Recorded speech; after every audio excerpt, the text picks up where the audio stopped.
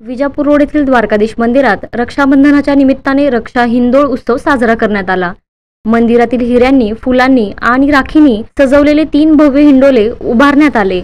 वैष्णव व भक्तांनी सकाळपासून संध्याकाळी 6 पर्यंत मंदिर सजावटीत सहभाग घेतला। संध्याकाळी 7 ते 9 पर्यंत भजन कीर्तनाचा कार्यक्रम पार पडला।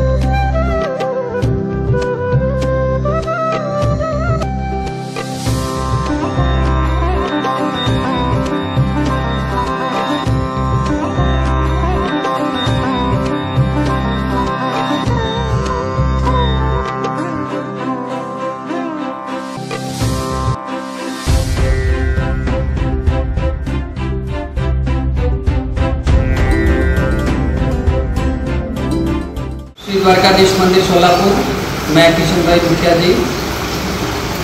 रक्षाबंधन की आप सभी वैष्णवों और भक्तों को अनेकानेक बधाई।